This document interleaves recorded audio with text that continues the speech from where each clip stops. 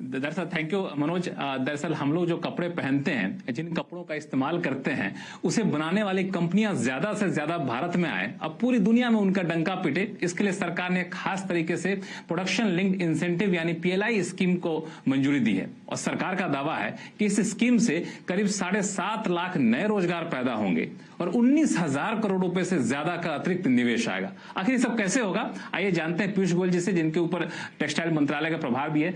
Sir, आपको बधाई हो, आपने एक ऐसे सेक्टर पर फोकस किया है जो मुझे लगता है कि कृषि के बाद सबसे ज्यादा रोजगार देने वाला सेक्टर ये है। ये जो दावा करते हैं हम रोजगार का और इन्वेस्टमेंट का, ये स्कीम कैसे काम करेगी, इस तरह का रोजगार इन्वेस्टमेंट आ जाएगा?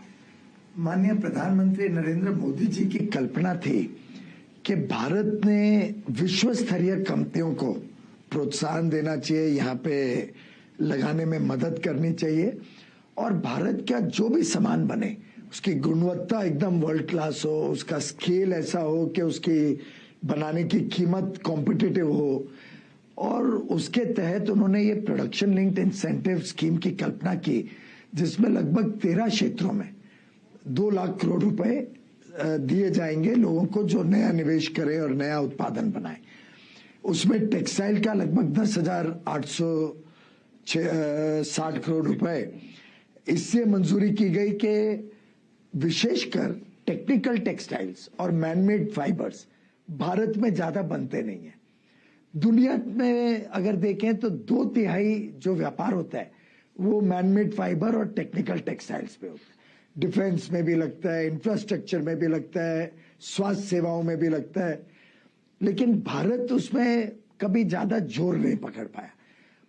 ये स्वाभाविक है कि भारत का मौसम जैसे उसमें कॉटन टेक्सटाइल्स का ज्यादा उपयोग होता है, तो उसी पे हमने बल दिया। उस पे आगे भी बल देते रहेंगे, कोई कम नहीं करेंगे।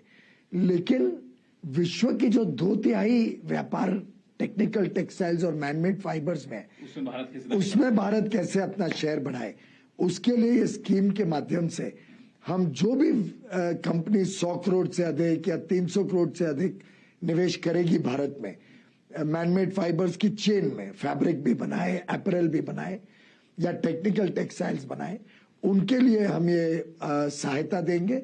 एक प्रकार से जितना उत्पादन होगा हमें उसमें भारत में बिके, विदेश में बिके, उसमें नहीं जाना है, उत्पादन करें, यहाँ नौकरियां दे।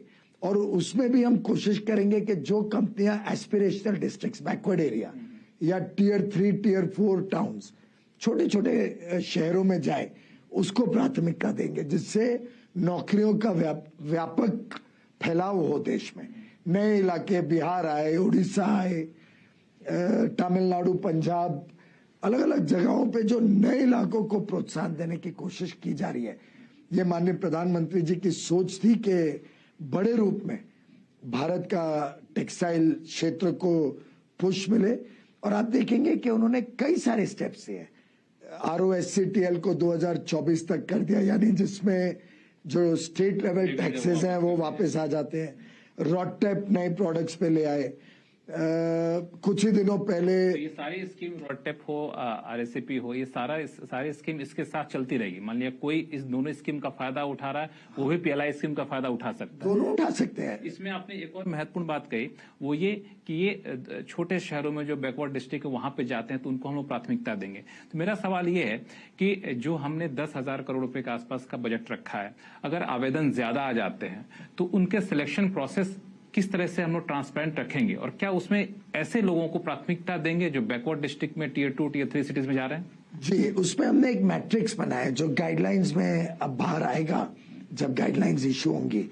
उस मैट्रिक्स के तहत अंश दिए जाएंगे, जिसमें जो लोग बैकवर्ड डिस्ट्रिक्ट, एस्पिरेशनल डिस्ट्रिक्ट्स में या टियर 3, टियर 4 टाउन्स में जाएंगे उनको ज्यादा अंश मिलेंगे बजाय के दूसरे के। जो बड़ा निवेश करेंगे उनको ज्यादा अंश दिए जाएंगे। नौकरियां कितनी उत्पादन करता है व्यक्ति, जो ज्यादा नौकरी उत्पादन करेगा उसको प्राथमिकता दी जाएगी। तो एक बड़े पारदर्शी तरीके से ऑब्जेक्टिव क्राइटेरिया के बेसिस पे मैट्रिक्स में सबको अंश दिए जाएंगे और उसके हिसाब से असेसमेंट किया जाएगा किसको सिलेक्ट करना। ये गाइडलाइन कब तक आ जाएगी? और बहुत जल्दी, लगभग हमारी तरफ से तो फाइनल है और आज कैबिनेट ने मंजूरी दी है। अब जल्दी हम उसको प्रोसेस करके फाइन ट्यूनिंग करेंगे। थोड़ा बहुत हर एक स्टेप पे हमने इंडस्ट्री से भी हर एक स्टेक होल्डर से भी चर्चा करके बनाया है ये, एक और राउंड चर्चा करके, जिससे पूरी इंडस्ट्री को भी हम साथ में लेके चलना चाहते हैं। क्योंकि हम लोगों ने 13 सेक्टर के लिए जब पीएलआई स्कीम का ऐलान किया था और अब जाकर टेक्सटाइल आ रहा है, तो एक लंबा गैप पहले ही हो चुका है। तो क्या हम मान के चलें कि बहुत जल्द हम एक विंडो खोलेंगे एप्लीकेशन के लिए, और फिर विंडो कितने देर का हो, कुछ टाइम फ्रेम? हमारी कल्पना है कि 2 या 3 महीने का ही विंडो खोलनी पड़ेगी, क्योंकि काफी लोगों को पहले से कल्पना थी। पीएम माननीय प्रधानमंत्री जी ने तो अनाउंस कर ही दिया था टेक्सटाइल में ऐसी स्कीम आएगी। कई लोगों ने तैयारी की और हमने भी काफी स्टेक होल्डर कंसल्टेशन मेरे पहले माननीय स्मृति ईरानी जी ने भी की थी, मेरे आने के बाद दर्शना बहन और मैंने भी की है, और मेरा विश्वास है कि हम जल्दी गाइडलाइंस ला पाएंगे और स्कीम को ओपन। विंडो कब से ओपन करें, कुछ टारगेट तय नहीं किया है, बट कोशिश करेंगे कि अगले महीने ही विंडो खुल जाए। इसमें आपने जो दो टेक्सटाइल के 2 कैटेगरी पे फोकस किया है, मैनमेड फाइबर और टेक्निकल टेक्सटाइल। जहां तक कि मैं समझता हूं भारत के पूरे टेक्सटाइल इंडस्ट्री को देखा जाए तो करीब 75 to 80% कॉटन का दबदबा ज्यादा है, और 20% पे ये आते हैं मैनमेड फाइबर और टेक्निकल टेक्सटाइल। इसको आप बढ़ाना चाहते हैं, लेकिन इन दोनों सेगमेंट के लिए जो रॉ मटेरियल है वो एक बड़ा चैलेंज रहा है।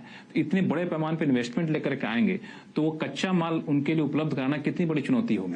हमारी माननीय प्रधानमंत्री जी ने हमें निर्देश दिया है कि पेट्रोलियम मिनिस्ट्री और जो पेट्रोकेमिकल्स डिपार्टमेंट है, ये दोनों के साथ भी हम बैठेंगे। टेक्सटाइल हरदीप सिंह पुरी जी और मनसुख भाई मांडविया, और टेक्सटाइल के दृष्टिकोण से हम तीनों बैठ के इसमें बैकवर्ड इंटीग्रेशन भी हो।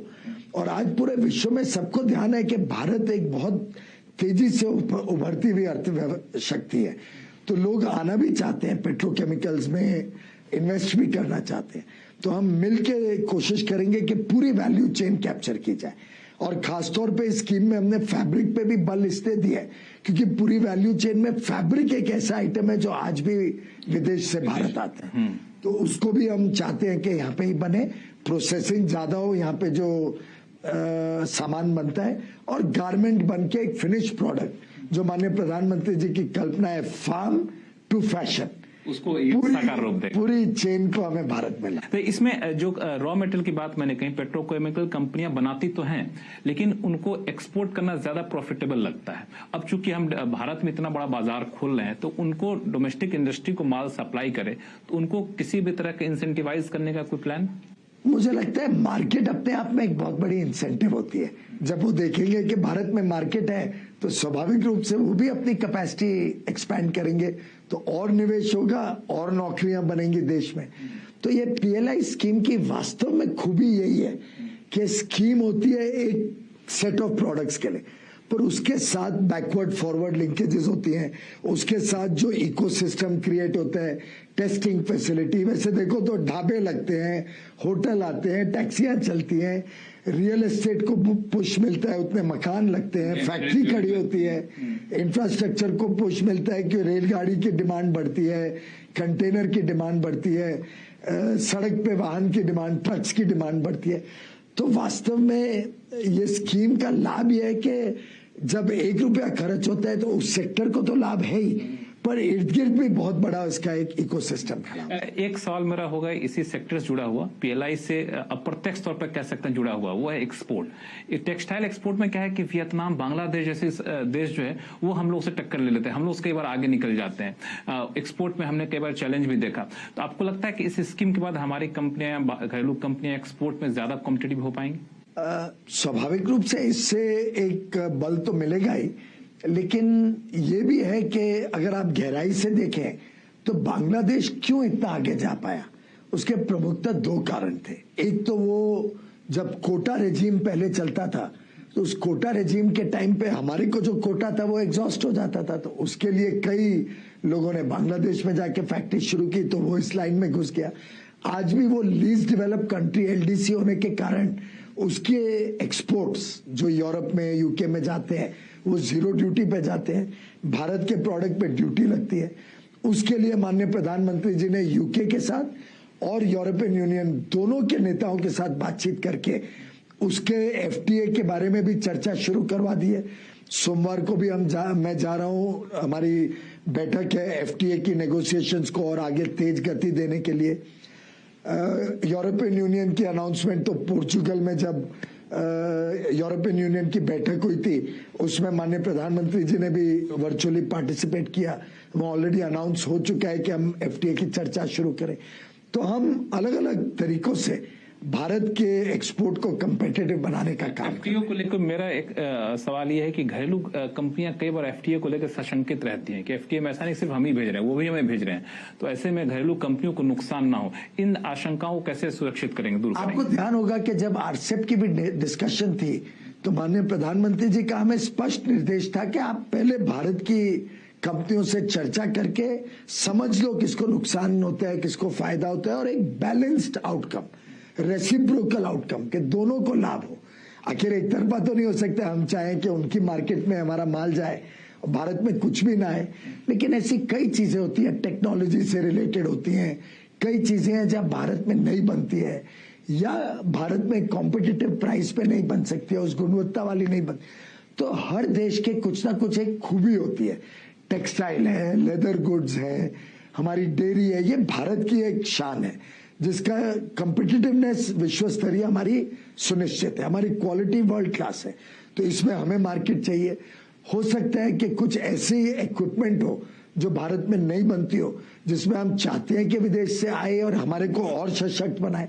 तो ये दो तरफा चर्चा होती है और हम इंडस्ट्री के साथ भी बड़ी बातचीत करके इसमें निर्णय लेते हैं। दो सवाल आखिरी में पूछूंगा। एक सवाल पीएलआई से जुड़ा हुआ है, एक ही जिन सेक्टर का ऐलान किया गया उसमें एक सेक्टर अभी बचा रह गया, वो ऑटो सेक्टर के लिए। बस आपको उसके बारे में भी जल्द ही माननीय प्रधानमंत्री जी इसकी खुशखबरी भी आपको देंगे। चलिए, एक आखिरी सवाल वो है खासतौर से आपको कि प्रधानमंत्री ने ऐलान किया था कि 5 ट्रिलियन इकोनॉमी हम करने जा रहे हैं। कोरोना की वजह से मुझे लगता है थोड़ी सी रफ्तार धीमी पड़ गई थी, अब प्री कोविड लेवल तक हम लोग पहुंच रहे हैं। तो इसके लिए उद्योग मंत्री होने के नाते क्या कोशिश चल रही है? माननीय प्रधानमंत्री जी कभी विफल नहीं होते और कभी भी अपने लक्ष्य से अलग भी नहीं होते। लक्ष्य है और लक्ष्य को हम पाएंगे, उसको पूरा अचीव करेंगे। जरूर कोविड ने हमें थोड़ा एक सेटबैक दिया, पूरे विश्व को सेटबैक दिया, पर अब हम सबको निर्देश है माननीय प्रधानमंत्री जी का कि हमें अभी डबल स्पीड पे काम करना पड़ेगा, हमें डबल मेहनत करनी पड़ेगी। तो और हम सब उसके लिए तत्पर। चलते चलते ये बता सकें कि हम लोग प्री कोविड लेवल के जो आर्थिक तस्वीर है या अर्थ जो उद्योगों की रफ्तार है वो कब तक पहुंच पाएगी? इसके बारे में तो कई अलग अलग अनुमान निकले हैं। कई अलग अलग देशों ने भी हमारी अर्थव्यवस्था की को जांच करके, रिसर्च करके अपने अपने अनुमान भी निकाले, आईएमएफ ने, आरबीआई ने। पर पहले क्वार्टर का जो रिजल्ट देख के 20% से अधिक ग्रोथ पहले क्वार्टर में हो चुकी है, और जो हमें रिपोर्ट्स आ रहे हैं मार्केट से, उसको देखते हुए मुझे लगता है वो दिन दूर नहीं कि हम बहुत जल्द 2019-20 की जो अर्थव्यवस्था का लेवल था उसको पार कर जाएंगे और अब तेज गति से आगे बढ़ते रहेंगे। विश्वास, आत्मविश्वास भी है और भारत में एक पूरे देश भर में, मैं समझता हूं, जनता में भी, उद्योग और वाणिज्य क्षेत्र में भी, और केंद्र और राज्य सरकार हर स्तर पर एक उत्साह है कि हमें आगे बढ़ना है, देश की जरूरतें भी पूरी करनी है और विश्व में भी अपना सही स्थान ग्रहण करना है। इसी की एक कड़ी है कि $400 बिलियन का आखिर लक्ष्य है हमने एक्सपोर्ट का, और उसको भी पार करेंगे। बहुत बहुत शुक्रिया सीएनबीसी आवाज से बात करने के लिए। तो ये थे उद्योग वाणिज्य मंत्री, फूड कंज्यूमर अफेयर मंत्रालय की जिम्मेदारी संभाल रहे हैं, साथ में टेक्सटाइल मंत्रालय भी इनके पास है। और जैसा कि इनकी बातचीत से लगा कि अब सरकार फिर से पुरानी से भी तेज रफ्तार से आगे बढ़ रही है ताकि अर्थव्यवस्था में रौनक कोविड लेवल से के पहले के लेवल तक जल्द से जल्द पहुंचाई जा सके।